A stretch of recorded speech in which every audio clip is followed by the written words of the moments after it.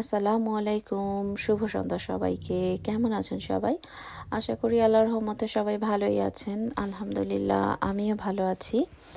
আপনাদের জন্য নতুন আরেকটি ভিডিও নিয়ে চলে এসেছি। এটি হচ্ছে গ্রিসের একটি শহর। শহরটির নাম হচ্ছে মিকোনোস। যে এখানে আমি গত বছর সামার টাইমে গিয়েছিলাম। সো জায়গাটি আসলেই অনেক সুন্দর ছিল। এখানেও চারিদিকে সমুদ্র,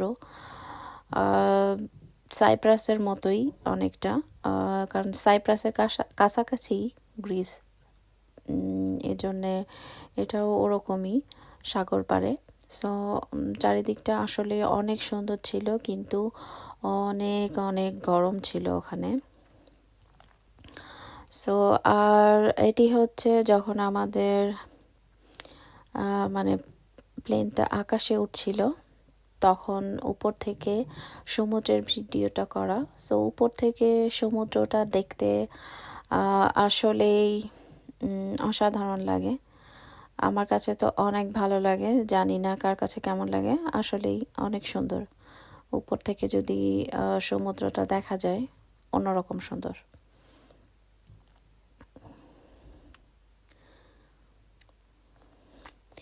সো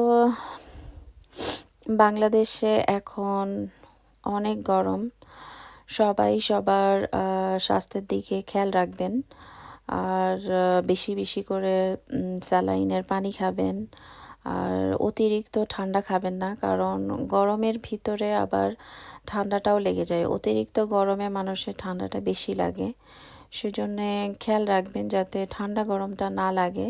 আর ছোট বাচ্চাদের দিকে অবশ্যই অবশ্যই খেয়াল রাখবেন।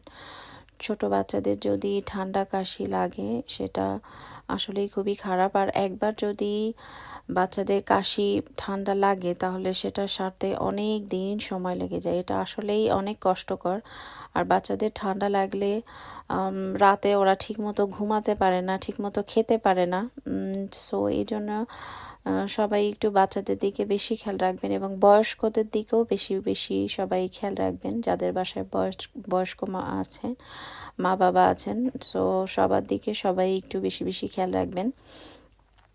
আমি এই কথাটি আমার আগের ভিডিওতেও বলেছি, কারণ আমি শুনছি বাংলাদেশে অনেক বেশি গরম পড়েছে। এজন্য আপনাদেরকে আবারও বলছি, সবাই একটু সাবধানে থাকবেন, আর বাচ্চাদেরকে বেশি বেশি সাবধানে রাখবেন, বেশি বেশি স্যালাইনের পানি খাবেন। আর বাইরে যখন বের হবেন, ছাতা নিয়ে বের হবেন। সবাই সবার দিকে খেয়াল রাখবেন। সো আমার এই ভিডিওটি কেমন লাগলো কমেন্ট করে জানাবেন সবাই। আশা করি ভিডিওটি শেষ পর্যন্ত দেখবেন।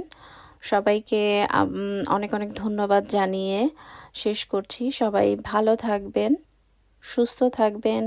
সবার জন্য অনেক অনেক শুভকামনা ও দোয়া থাকলো।